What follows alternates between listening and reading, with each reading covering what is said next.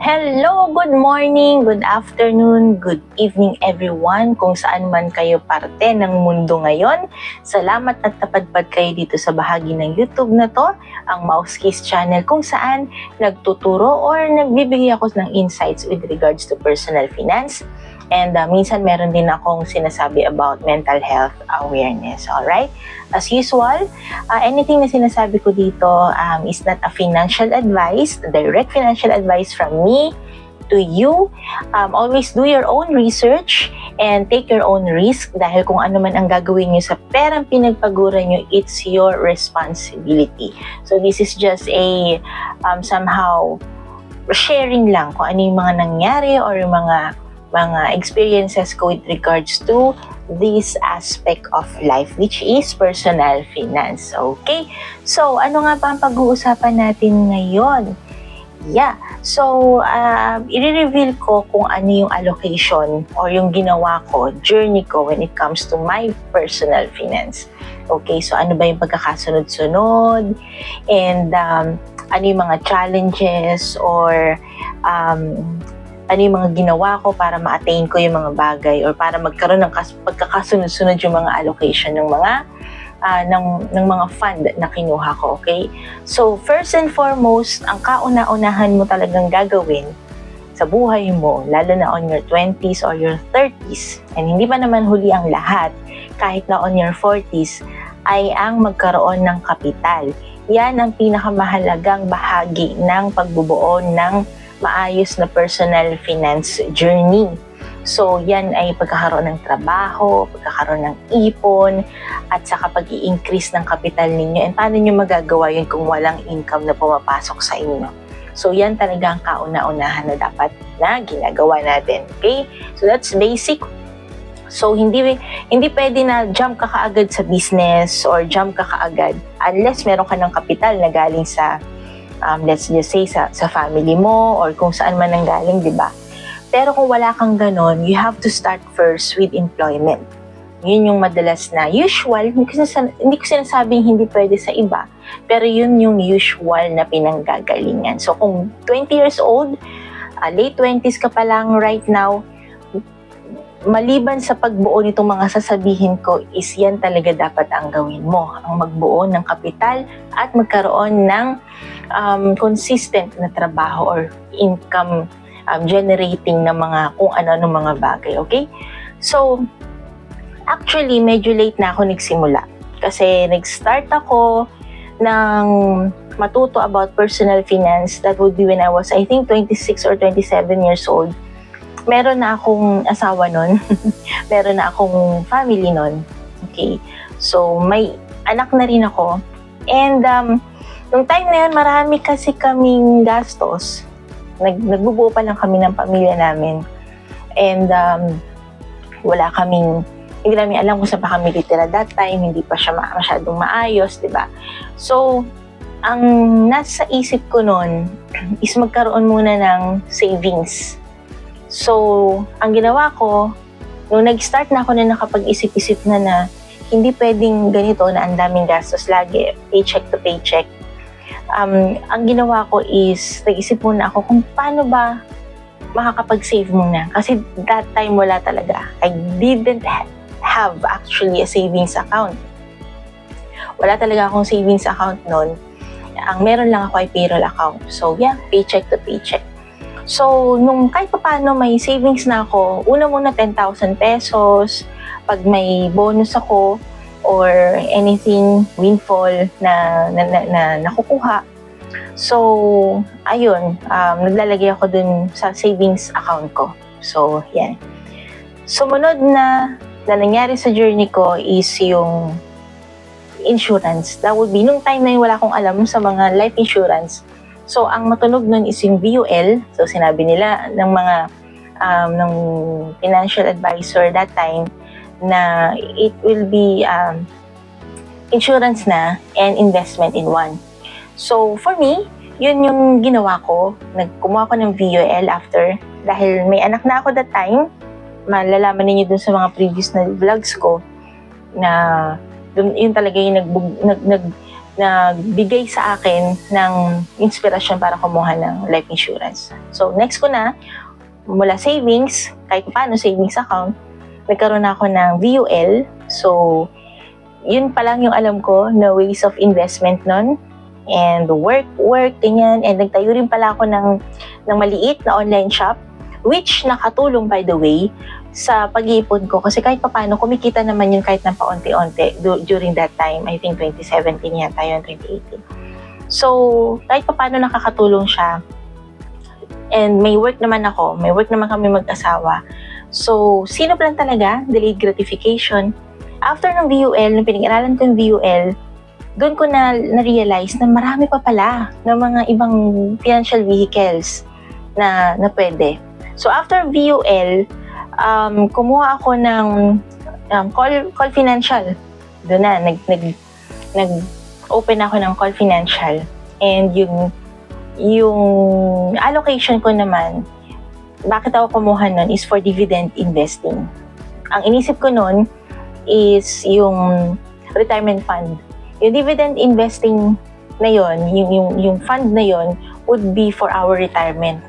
Which is nangyayari na ngayon kasi hindi man ganun pa kalaki, pero yung dividend na nakukuha ko sa kanya, pinapaikot ko lang ng pinapaikot hanggang sa in the long run. Dahil yung pera naman na nilalagay ko doon is hindi naman yung kailangan, which is, that is a fundamental way ng pag-i-invest. Dapat yung nilalagay mo doon ay hindi kailangan. Okay? So, next ko naman, nung nagkaroon ako ng dividend investing fund in COL or Call Financial for my retirement, nag-open ako ng ALFM, Global Multi-Asset Income Fund, which is, ang main goal talaga nun ay magkaroon ako ng monthly fund or monthly passive income. And meron din akong separate discussion in regards to that one dun sa previous na mga videos ko.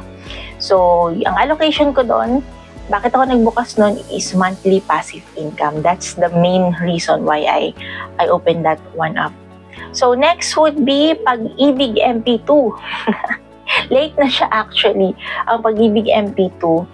And the allocation on that is for the educational purposes kasi may son naman is in public school. So, kaya ko siya inopen para kung maglalagay ako ng pera doon at magkakaroon siya ng dividendo, ipapaikot lang ulit ng ipapaikot hanggang dumating siya ng college. Since sa high school naman and elementary right now, he's 11 years old.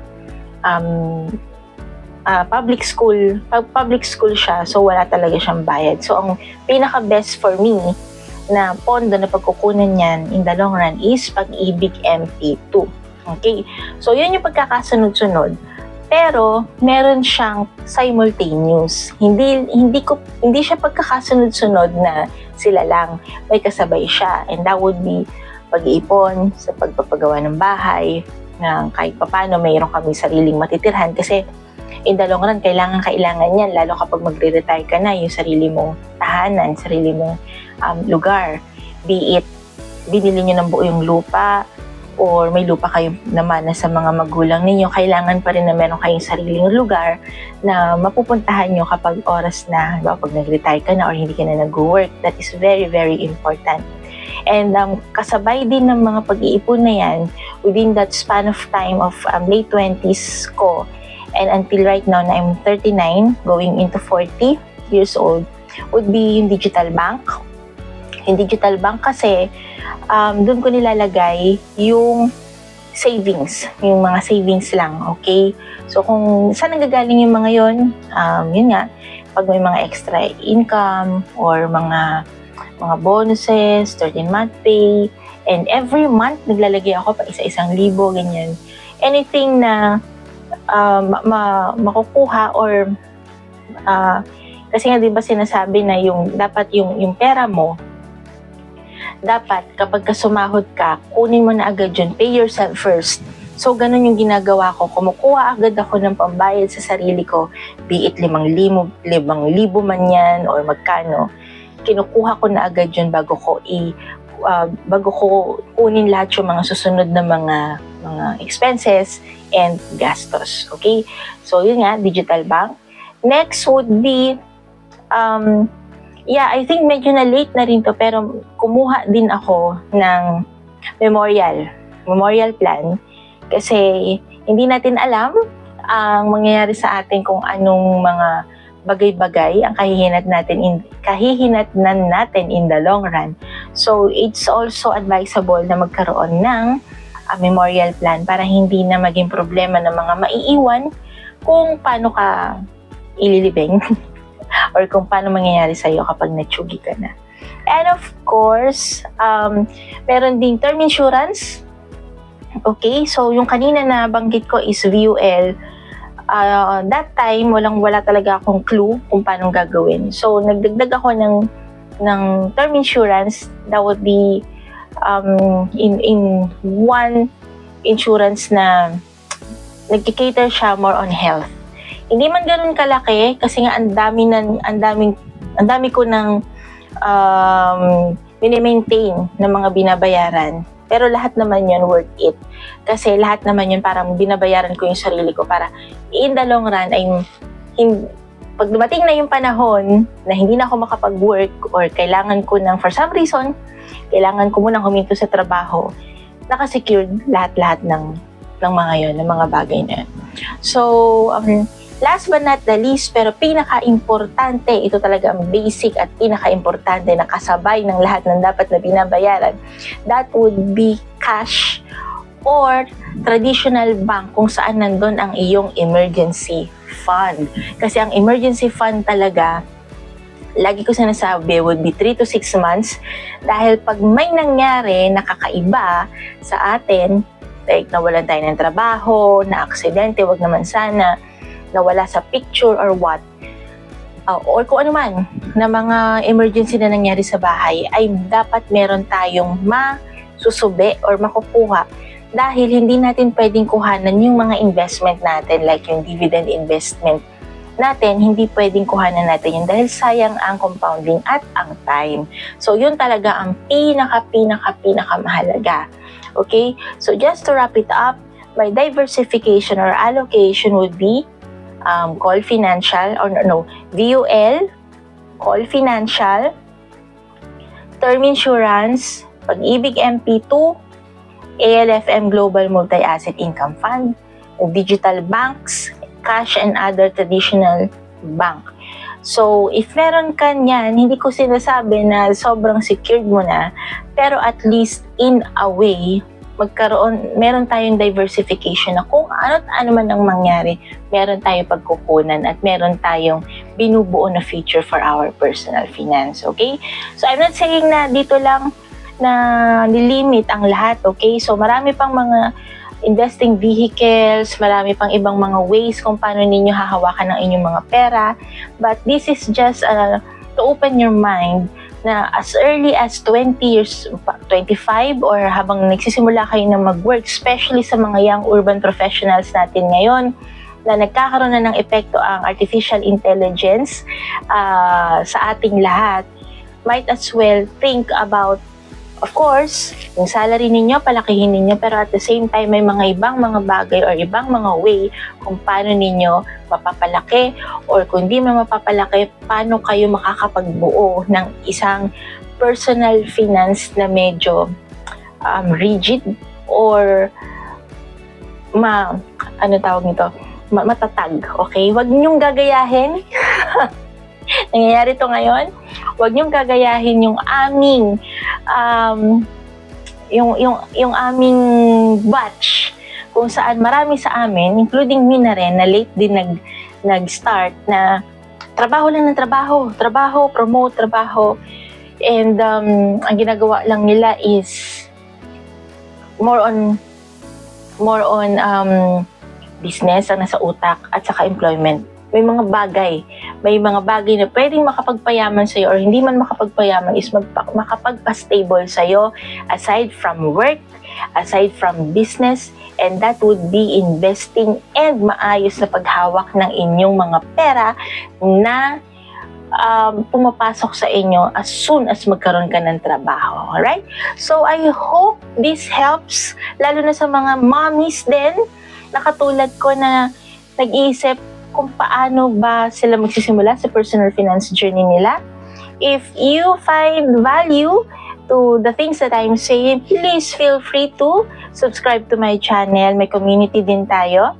And I would like to share with you na pwede kayong magtanong, though I am not a financial advisor, of course, pero I will be able to provide my experience to you.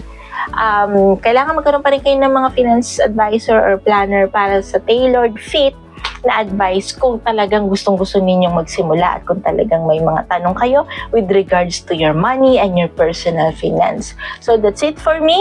I hope you learned something from me right now. Till my next video. Bye-bye!